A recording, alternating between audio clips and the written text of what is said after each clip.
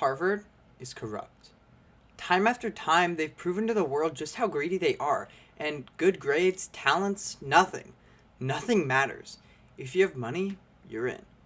Today, I want to discuss just two of the many examples to show just how little Harvard really cares.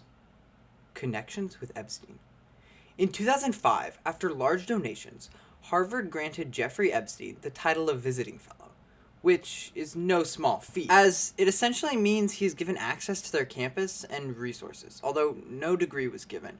And just to remind you who Epstein was, what he did, just so you have the full picture, he was involved in sex trafficking minors and adults, and he had his island, all that stuff, so just to refresh your mind about who he is. And to Harvard's defense, Epstein hadn't been outed for these crimes yet, and he had reportedly been donating to the college since 1992 when they seeked him out for funding. But it gets worse. In 2006, after Epstein's first arrest on a single count of soliciting prostitution, his visiting fellow title was renewed, and as Epstein's charges and jail time stacked up, Harvard turned the other way. Epstein did resign his fellowship after the first incident, but that didn't stop him from making over 40 visits to the campus, apparently often with women in their 20s, and it definitely didn't stop Drew Gilpin Faust, the president of Harvard at the time, from taking his money. After Epstein served 13 out of his 19-month initial jail sentence, he was back on the campus, and along with the president at the time favoring him, so did the protege mathematician Martin Nowak, who Epstein had donated $6.5 million to and even seemed to be good friends with him, as why else would he have come to Epstein's private island? It's obvious that Harvard didn't really care about the moral side of things, because I'm sure if they did, they wouldn't have given him a private office and keycard, accepted the $9.5 million he donated, or published material in favor of him. That math dude Nowak published material favoring Epstein on his program's website. Okay, well, to Harvard's credit, under a different administration and President Lawrence Bacow, they did pledge to give the remainder of Epstein's funding, that being $201,000, to aid victims of sexual assault and human trafficking. Nowak was also fired, and Dean Claudine Gay of Harvard called his actions blameworthy negligence. Along with all this, before Faust stepped down as the president of Harvard, she banned any further donations from Epstein. But at the end of the day, this is just one of the sides that shows you that Harvard doesn't care about the people. They care about the money. Operation Varsity Blues. Admission scandals aren't exclusive to Harvard, or even Ivy League schools, although they are pretty common, especially at Harvard. A prominent example of this occurred in 2018 when John Wilson paid $1 million to ensure his daughter a place at Harvard. Guilty verdicts in the Varsity Blues scandal. Two wealthy parents have been convicted of buying their children's way into top colleges by having them pose as athletes. These were the first parents to actually face trial, and they lost. CBS's Nancy Chen reports from Boston. Today, a federal jury found John Wilson and Gamal Abdelaziz guilty on all counts, ranging from wire fraud to bribery. They broke the law, and now they face the consequences.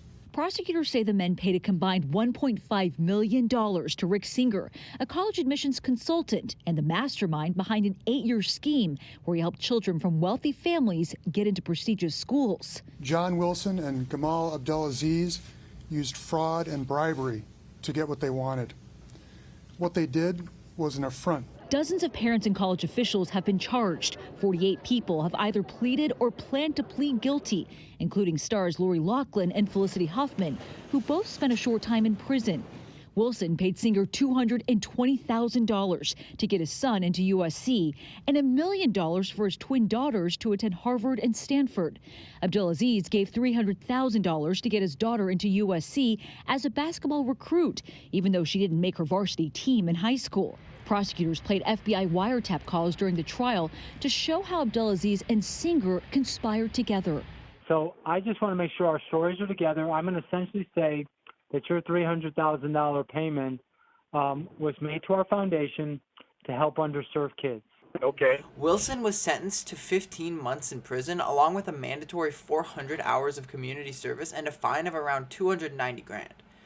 This was actually crowned the longest sentence ever given on a school bribery case, and Netflix even made a Netflix doc, obviously it's a freaking Netflix doc, it's on Netflix, about this general situation, Operation Varsity Blues. All of our friends are only talking about one thing, and it's this story. An FBI investigation called Operation Varsity Blues.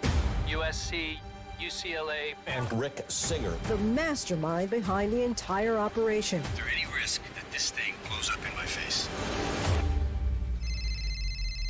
Hey, Rick. Hey there. Is this a good time? Yeah, it's good for me. Rick, I had a question for you. It's just you and me. Is that kosher? Absolutely. I just wanted you to walk me through the whole thing again and how it works. We help the wealthiest families in the U.S. get their kids into school. So I've done 761 what I would call side doors. The front door means getting in on your own. So I've created this kind of side door in because my families want a guarantee. Essentially, William Singer had a bunch of connections and could get people into huge name colleges, including Ivies like Harvard, and he did just that. It's the textbook definition of bribery, the giving or offering of a bribe.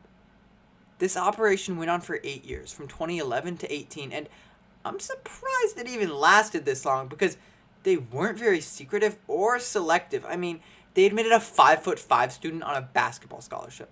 I'm not trying to be a hater, but that just isn't realistic, and we can't forget about the cheerleader who got in on a lacrosse scholarship. Long story short, if you have money and power, you're in. Not legally, but nevertheless.